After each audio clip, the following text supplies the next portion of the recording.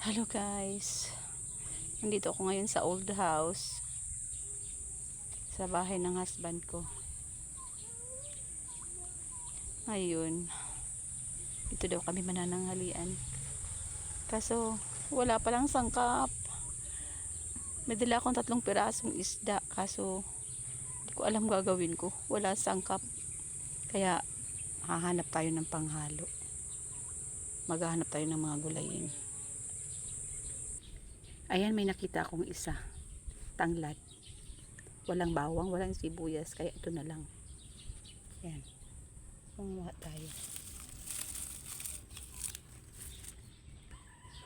Tsaka ito, guys. Alam nyo to? Kamyas. Or iba. Mangunguha tayo. Pang-asim. Ayan. Dagdagan natin ng malunggay. Para masarap. Hanap pa tayo ng iba. Halo-halong gulay.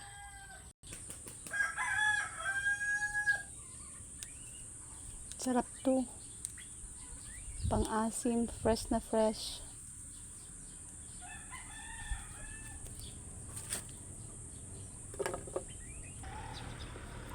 Ayan guys. Samahan natin ang saluyot. Ayan.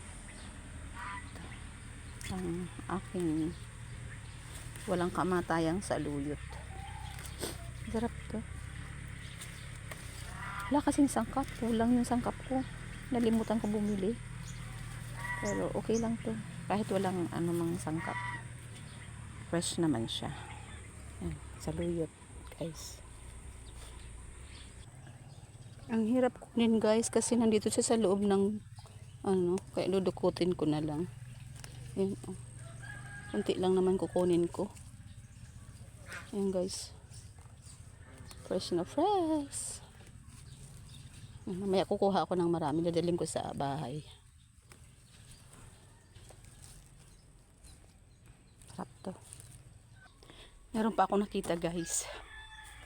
Siguro kinakain nyo din to, no? Alam mo, ang daming biyaya talaga dito sa bukid. Tingnan mo, oh. Ayan. Ayan. Kukunin ko yung talbos. Kasi medyo mataas siya. Medyo may kataasan kaya lang. Kaya, sandali lang. Saglit lang ha, guys. Off ko muna yung aking,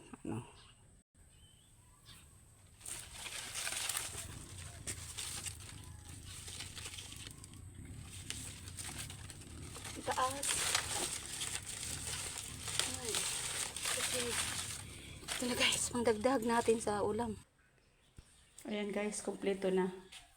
Meron na tayong saluyot, meron tayong kamyas, malunggay, saka yung niyog-niyogan or lubi-lubi, yung tawagin sa Bicol. Saka ito, ito yung pangsangkap natin. Saka asin. Wala tayong ibang choice dito, kundi ito. Nadala akong 3 pirasong, ito yung isda. 3 pirasong isda. Ito. Ang maganda dito sa bukid, sa bahay ng husband ko kasi malakas yung tubig. Hindi ko kailangan na mag-igit yan. Medyo may kalumaan yung bahay pero kunting linis lang dito. Kunting linis-linis lang dito. Sigurado maganda naman. Wala kasing tao lagi. Kaya ako muna ang maglilinis. May papakita ko sa inyo guys. Yan yung lulutuan ko. Oh. Lumang-luma na yung aming palan. Ayoko magkahoy ngayon kasi medyo allergy ako sa usok.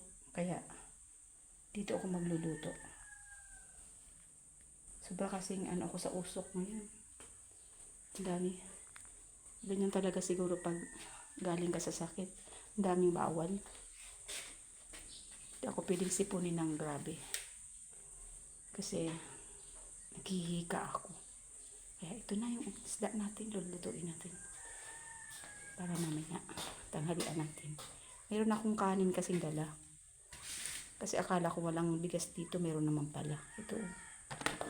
Kanin. Isang Tupperware. Diba? Ay, yung bahay ng husband ko dito. Yung bahay nila ng mother-in-law ko. Medyo luma na siya kasi tagal na nung namatay sila. Wala nang nakatira.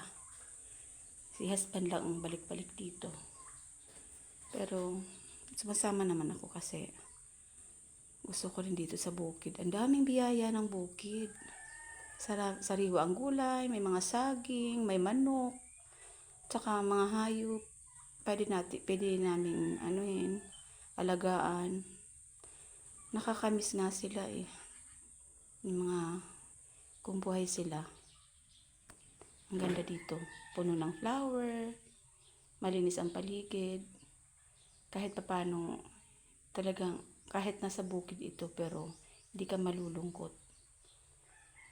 Alam niyo guys, may kwento ako dito. Yung electric pa namin. Matanda pa sa asawa ko. Luray-luray na yung pindutan. Buhay pa rin siya. Ang tibay. Nakakatuwa siya. Papakita ko sa inyo. Ayan guys, oh. Tingnan nyo naman. Oh, yung pindutan niya sa baba. Umaandar pa yan. Oh. Panahon pa yan ng mukong-mukong. Pati yung TV ni husband, oh. Galing na kasi mag-ayos. Nasira na yan, kaya na inayos niya. Yan. Siya ang taga-ayos ng mga sirang gamit dito sa sa farm. Oh. Tingnan mo naman, oh. Buhay na buhay pa sila. Matanda pa yan sa asawa ko, eh. Natutuwa ako kasi tingnan nyo naman, guys. Sa washing machine, kahit 2 sachet ng powder, bitinuman siya. Patayin natin muna kasi ang ingay. Yan, oh. Halos wala na siyang mapindutan. Malambot na to, eh. Oh. Tingnan mo, oh. Nakakatuwa siya. Ako natutuwa talaga sa dito. Ang tibay ng electric pa na to. Parang mabuti pa siya tumatagal.